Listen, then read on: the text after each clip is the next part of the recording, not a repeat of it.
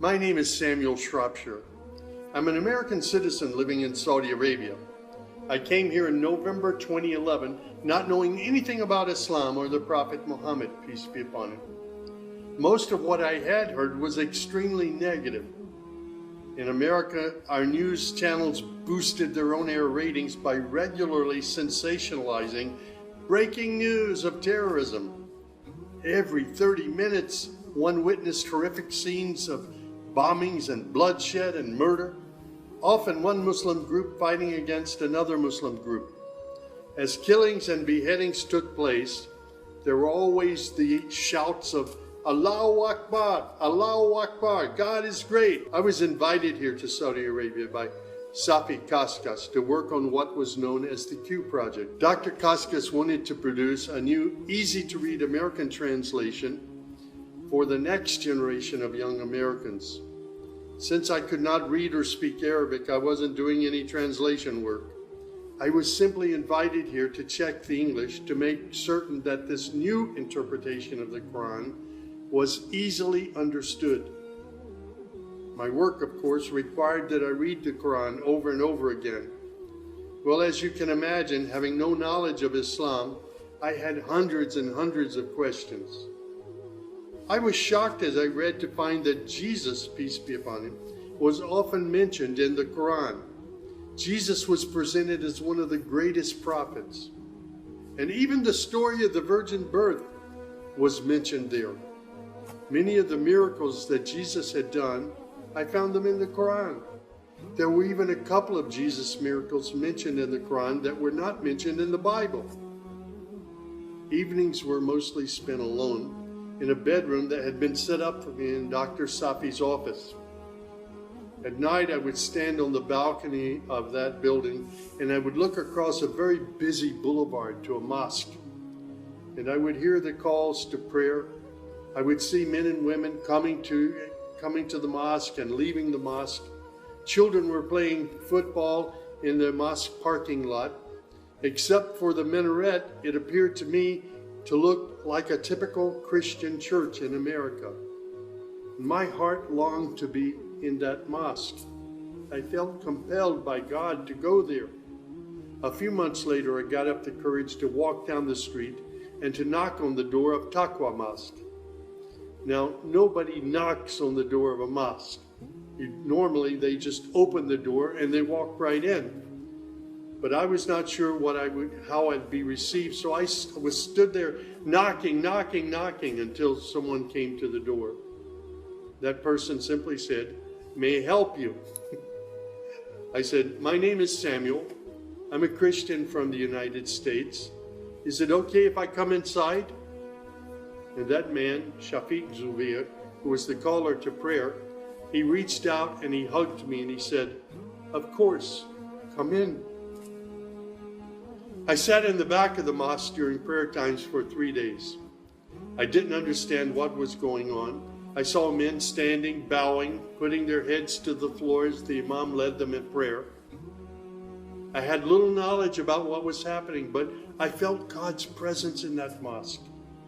And the men of Taqwa Mosque were so friendly to me. After 3 days, I asked Shafiq if he could teach me the first surah of the Quran, Al-Fatiha. This was a necessary element in praying the 5 daily prayers. I was memorizing sounds, but I didn't know what the sounds meant. So I started comparing them with an English translation I had, and I realized that there was nothing in Al-Fatiha that was inconsistent with Christian teaching. There I read the encouraging words that God was the most merciful, the distributor of mercy and forgiveness.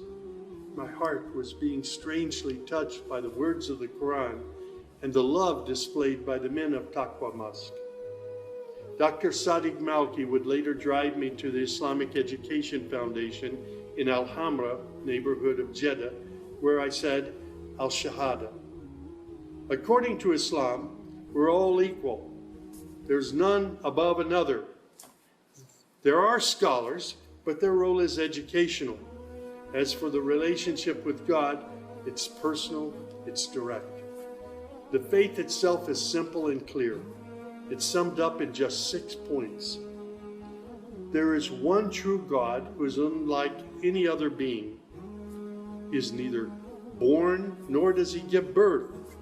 He has neither spouse nor offspring. Nothing is comparable to him.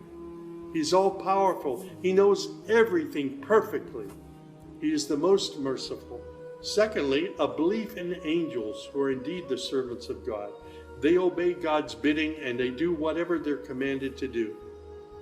They don't have any free choice. Thirdly, there's a belief in divine revelations. Islam acknowledges that God revealed scriptures including the Torah, the Gospel, the Psalms. However, down through the ages, many of these divine revelations had become distorted and somewhat corrupt. The Quran, which also contains God's revelations, is intact. It hasn't changed from the very beginning. The Quran, which also contains God's revelations, is still intact in its original form.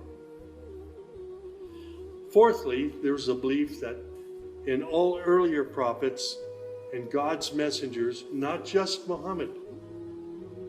They believe in Abraham and Isaac and Moses and Jesus and hundreds of other prophets. They believe that the prophets were the best of mankind. Muslims believe in the last day. That's to say, this includes the belief in all that God and his messenger have told us about what happens after death, including recording of good and bad deeds, the resurrection and the gathering of all creatures, the reckoning that will take place on the great judgment day, the prophet's intercession, as well as heaven and hell. Man's ultimate aim will be to save himself on that day. Muslims believe in the divine destiny of predestination.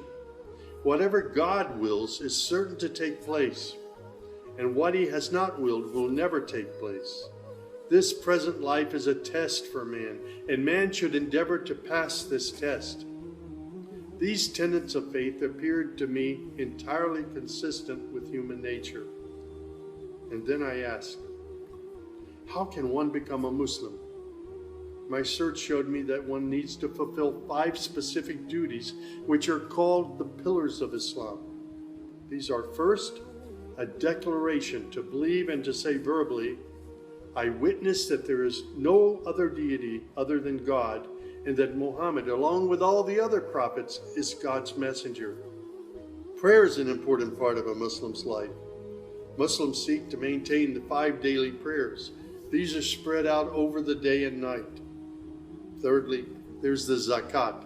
2.5% of one's property is an obligatory charity, provided that one owns more than a certain threshold and holds it for a year.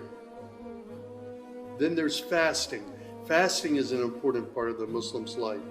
Muslims fast throughout the month of Ramadan. They do this every year, abstaining from all food, drink, and sex, from dawn till sunset.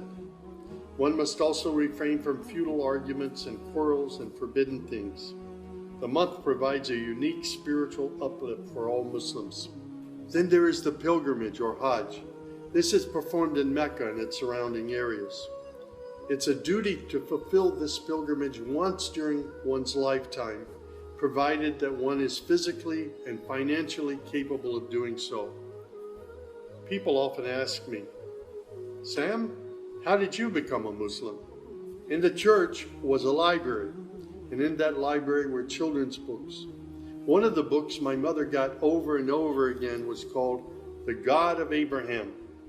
In that book were beautiful color photos of camels and deserts. She would read me the story of Abraham, how he was commanded by God to leave his mother and father because they were worshiping idols. She would pause and she would say, Sammy, you always have to pray to the God of Abraham. There is only one true God, the God of Abraham. My commitment to God has been strong and enduring since my younger years. And now I have found absolute peace in Islam, in a faith that I once thought was hostile.